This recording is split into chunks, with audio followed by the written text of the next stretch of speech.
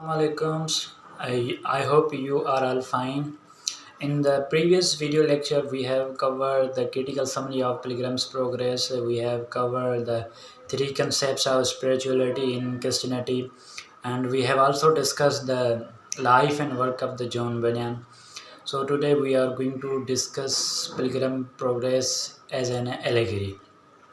Allegory की जो definition है हमने प्रीवियस लेक्चर में डिस्कस कर ली थी, लेकिन आज हम देखेंगे कि जो इस स्टोरी के इवेंट्स हैं, जो उस स्टोरी के कैरेक्टर्स हैं, they contain a hidden meaning. वो कौन सी हिडन मीनिंग है, वो कौन सा मॉरल कंसेप्ट है जो जॉन बनियान इस स्टोरी के थ्रू कन्वे करना चाहता है। It's very much important allegory in this story is used. वो कौन सी एलिगरी है, कौन कौन से करेक्टर हैं, क्या क्या इस स्टोरी में हाईलाइट करते हैं, किस किस कौन सा करेक्टर किस चीज़ को रिप्रेजेंट करता है। That's very much important angle of this story, we have to analyse it. So first of all look at the definition of the allegory. हमने प्रीवियस लेक्चर में भी इसकी डेफिनेशन डिस्कस की थी, लेकिन again I bring another wonderful definition given by ST Coleridge. जो ST Coleridge का point of view है एलिगरी के बारे में, वो it's very much important. Is that allegory is employment of certain set of characters, actions and circumstances in such a way that this convey a certain moral qualities। इस character में, इस stories में, जो बहुत स्टोरी हमने discuss की part 1 की, part 2 की, इसमें एक मोरल लेसन है। इस करेक्टर में एक मोरल लेसन है। इसमें जो इवेंट्स हैं उसमें भी एक लेसन समायल है। जो विकेट गेट है या एवेंजलिस्ट है, वो बिल्कुल एक एलोगरिकल कैरेक्टर्स में यूज़ हुए हैं। इसका जो है एक हिडन मीनिंग है, इसको आज हम उसको डिस्कस करेंगे। इसकी जो पूरा कॉन्टेक्स्ट है उसको हम एनालाइज करेंगे। फर्दर वो एक्सप्लेन करता है कि that the understanding meaning other than it's literal surface can be called allegory. एक होती है सरफेस मीनिंग जो एक लिटरल कॉन्टेक्स्ट स्टोरी का, तो दूसरी होती है hidden meaning, that is the allegorical meaning. इस स्टोरी एक तो हमने जो लिटरल और सरफेस मीनिंग थी उसको हमने डिस्कस किया था in detail, that these are the events, these are the incidents, these are the character. लेकिन उन करेक्टर्स में, उन इवेंट में, उन सर्कमस्टांसेस में जो एक हिडन मीनिंग है, what kind of the moral lesson that hidden meaning convey, we have to discuss it। Moving ahead, since the very beginning, Bunyan has put allegory in the name of the central character Christian, such name symbolize। यहाँ पे जो main character है इस story का, Christian, symbolise the Christianity, represent the Christian school of thought. ये जो Christianity, entire Christianity को जाहिर करता है, ये this is character represent the whole Christianity in this very story.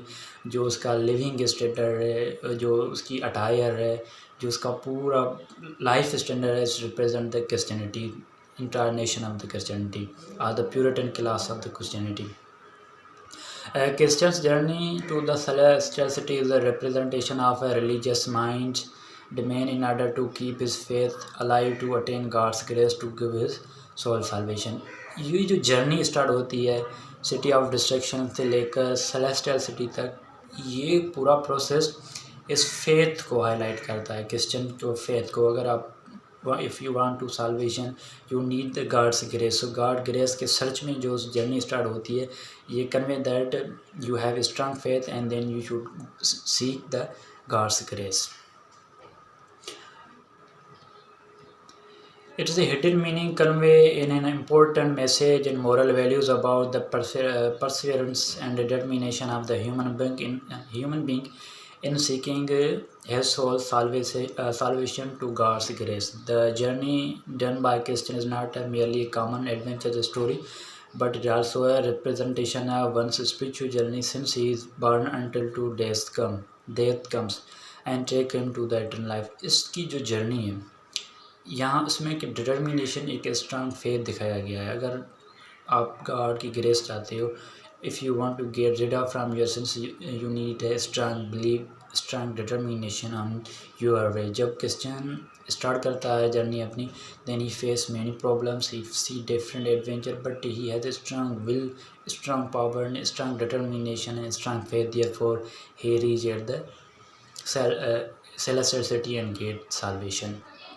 तो इसमें जो हिडन मीनिंग है, that it convey important moral lesson about the perseverance of human being. अगर आपके पास फेथ है तो आप डिटर्मिनेट हैं अपनी जर्नी पे, आप स्पिरिचुअल पाथ पे। जब क्रिश्चियन डिसाइड करता है कि that I want to visit the celestial city, I took this spiritual path, then he discuss this idea with his neighbours. जो उसके दो नाइबर्स हैं, प्लाएबल एंड ऑब्स्टिनेट। यहाँ पे जो रोल ऑफ प्लाएबल ऑब्स्टिनेट का, वो ह्यूमन ब्रेन की क्वालिटी को, ह्यूमन की अनडिसाइसिव एक्शन की बात करता है। जब ये डिस्कस करता है प्लाएबल और ऑब्स्टिनेट के that you should join me, and then we go on this spiritual path, but very soon they both leave his company. यहाँ पे बुनियान कमली करने चाहता है कि that whenever you decide about unknown journey, then you are uncertain in the condition of the undecisiveness। वो दिखाई गई है, लेकिन इसके पास स्ट्रांग फेथ होता है, देन इज़ मूव ऑन। ये जो अनडिसाइसिवनेस है उसको ओवरकम कर देता है, then is keep consistency in his way. यहाँ पे जो स्लू ऑफ डिस्पॉन्ड का रोल है, is very much important. When he is fallen down, then why he is fallen down, this slough of despond YouTube कभी कभी हम deep depression के लिए भी यूज़ करते हैं। तो यहाँ पे जो स्लू ऑफ डिस्पॉन्ड का जो इवेंट या इंसिडेंट स्टोरी में जो दिखाया गया है, so is represented despair, doubts and fears and helpless condition of the man. अगर आपके पास डाउट्स हैं, फेयर हैं, then you are become helpless. When you recognise when you are since that आप एक गुनाहगार इंसान हैं, then you are completely disturb because of your immoral acts. आपके पास डाउट होते हैं, आपके पास फेयर्स होते हैं। यहाँ पे स्लू ऑफ डिस्पॉन्ड का इवेंट पहले क्यों आता है? क्योंकि जब आप स्पिरिचुअल जर्नी पे जा रहे हैं, then you have to leave all your doubts and fear, you need only strong faith, strong believe in God's grace और गॉड्स साल्वेशन। जब वो स्लू ऑफ डिस्पॉन्ड से आ जाता है, then he is meet worldly wise man. यहाँ पे जो वर्ल्डली वाइस मैन का इंसिडेंट है in this story, which represent the conformist people of the Christian time period. जो प्यूरिटन टाइम पीरियड में जो कन्फर्मिस्ट पीपल हो, they believe that the Christian doctrine, the Catholicism school of thoughts very much important to get the salvation. आप जाओ church को पाँच पैसे दो या कुछ दो, in the end they will give you the certificate that your all sins are forgiven. बस वही एक पाथ है, वही आपको सीधा रास्ता दिखाएंगे साल्वेशन के लिए, वहाँ से ही आपको गॉड से ग्रेस मिल सकती है। लेकिन फिर जब वर्ल्डली वाइसमैन उसको बता रहा था that you should stop this journey because in the end you will get only hunger and pain and death, so you should stop here. On that time the character evangelist appear, and evangelist said that you have to keep patient and you have to keep your strong faith and moves on. So he also leave the company of the worldly wise man and moves on. जो worldly wise man का incident ये दिखाया गया, that's convey the conformist the attitude and perception of the conformist people of that time. Now he enter into the wicket gate. The importance of the wicket gate in this very story is that this is the God's grace. जो Christian जब इस wicket gate में पहुंचता, then he see the footsteps, he follow the footstep of the Jesus Christ or the footstep of the spiritual path। जैसे हमने discuss किया था जब हम डिस्कस कर रहे थे ये स्पिरिचुअल डॉक्ट्राइन थे, कैल्विनिज्म का यही कंसेप्ट था that the God sent some people in this world. These are actually bridge between God and human beings. So we have to follow the footstep of these people. Then we can reach at the God's salvation. So ये यहाँ पे वो footsteps को मिलते हैं, यहाँ से वो ट्रेस करता है पूरा path, then he get the salvation.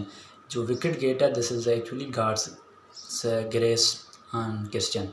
इसमें जो करेक्टर होता है Goodwill, actually Goodwill is a symbol and clue that he get the salvation. Then the interpreter and Goodwill also enter into this interpreter's house where he narrate all things, all concept which are related to spirituality. यहाँ से Christian का actual journey start होती है। पहले तो सिर्फ उसको doubt, उसको अपने फेयर उसको ओवरकम करने थे, यहाँ पे उसको गॉड्स ग्रेस मिल जाती है, उसके क्लू मिल जाता है that now I have to pursue my journey ahead and I have to move ahead. उसके बाद जैसे ही उस इंटरप्रेस हाउस से निकलता है, then he has a Valley of Humiliation, he enter Valley of Humiliation. Actually Valley of Humiliation में जो character अपोलियन होता है, अपोलियन यहाँ पे जाहिर करता है that is evil force, is a Satan.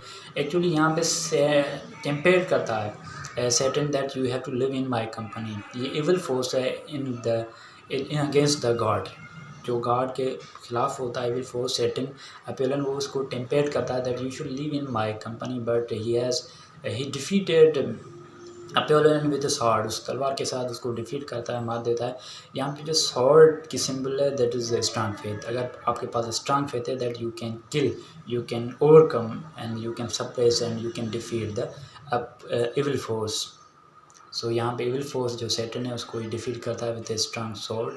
Strong believe, जो स्वॉर्ड है, sword is actually represent the Christians believe. उसके बाद he is intern to the town of the vanity fair. Actually जो वेनिटी फेयर का जो ओनर है Beelzebub, actually this whole incident symbolize that this is the ordinary life. उस ordinary life में जो common people का एटीट्यूड है, जो उसकी परसेप्शन है that they believe only the materialistic things, they believe in their luxurious life, they believe only the pleasure and the carnal desire of the common life। उस question ये show करना है कि हमारे पास जो मेजॉरिटी ऑफ पीपल है they spend such a life, उसमें सिर्फ वो सोचते हैं कि दुनियादारी हमारे लिए सब कुछ है, हम सिर्फ इसके लिए ज़िंदा। they does not follow the spiritual journey, therefore they are just believe in this materialistic thing, they think about on their personal egotism, their personal benefits, they are immoral people, they are corrupt people। इसको न खुदा का खौफ है न किसी का, सिर्फ अपने ज़ातियात के, अपनी ज़ाती फ़ायदे के लिए कुछ कर रहे हैं।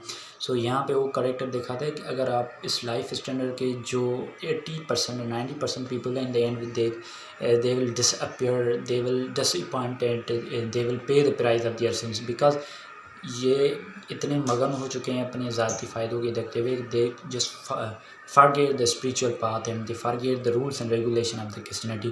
जो एक ग्रेस होती है, जो आपकी साल्वेशन की एक पॉइंट होती है, इसको आपने बिल्कुल भुला दिया है। ये जो मेन इवेंट्स थे स्टोरी के, ये इन्होंने एक हिडन मीनिंग कन्वे किया, एक मोरल लेसन के लिए। इसका बेसिक मोरल लेसन ये था जो कैल्विनिज्म स्कूल ऑफ थॉट का था कि अगर आप एक स्पिरिचुअल को जर्नी पे जा रहे हैं तो आप बिल्कुल आप गुनाहगार आदमी हैं, लेकिन अगर आप साल्वेशन चाहते हैं then you have to leave and seek the God's grace. अगर आपको गॉड की ग्रेस मिल जाती है then you get with the salvation, you will get the redeem. जैसे हमने डिस्कस किया था कि पहला कॉन्सेप्ट किस चैनल में याद है क्या, the man is the sinful creature.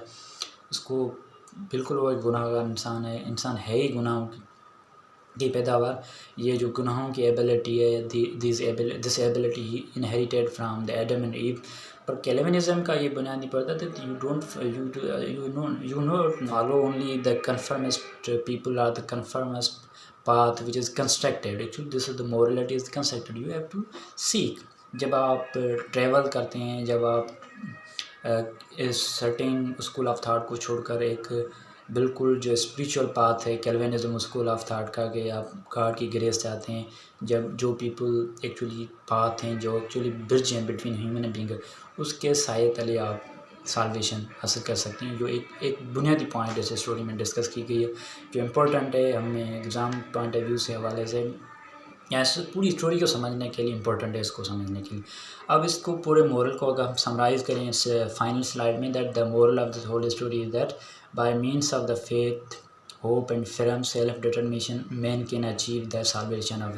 अगर उसके पास ईमान है, अगर वो होपफुल है, अगर वो firm एंड डिटर्मिनेट है अपने पाथ के, that he will get the salvation. इस तरह हमने क्रिश्चियन के करेक्टर के थ्रू देखा कि he in the initially face so many problems, so many difficulties, अगर उसके पास अगर फेथ था तो in the end he get the salvation. जैसे उस सेलेस्टियल सिटी में कहता है then God welcome in, he live in the company of the God. So उन्होंने कैसे साल्वेशन हासिल की, through the firm determination. So हमें भी अपने ईमान के साथ एक firm डिटर्मिनेशन के साथ किसी पाथ पे चलना है, तो in the end we will get the fruit. In the process of the doing so he has to overcome his spiritual doubts. जैसे ही वो स्टार्ट करता है अपनी जर्नी, तो उसके पास जो डाउट्स हैं, फेयर होते हैं, जो इसे स्लो ऑफ डिस्पांड में फेस करता है, उसको आपको ख़त्म करना है। जब आप एक स्पिरिचुअल पाथ पे जा रहे हैं तो आप ये छोड़ देंगे that I am the sinful creature, but you leave all the thing, you have the strong feel that definitely God will give my all since and he will forget my all since, and through the divine grace I can overcome my since.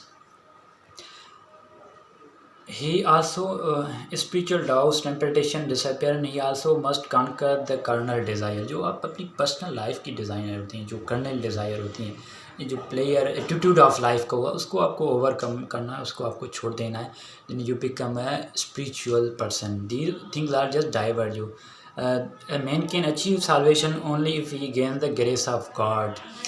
Solvation आपको तब मिल सकती है जब आप God की grace मिल जाती है. अगर आप गुनाहगार हैं तो then you should leave your city, your leave place and seek the God's grace. जब आपको ग्रेस मिल जाती है then you will get definitely get the salvation. So इसकी एलिगरिकल पॉइंट ऑफ व्यू हम आज के लेक्चर में कवर कर दिया है. So kindly in the and I will say you that अगर आप इस लेक्चर को एक्सेस कर सकते हैं इंटरनेट से तो do share with other fellows, they get benefit from this lecture as well. जिसके पास इंटरनेट की एबिलिटी नहीं है आप उसको यूएसबी के थ्रू आप दे दें तो वो भी इस लेक्चर को सुन पाएँ. Thank you very much. Love you all. Stay blessed.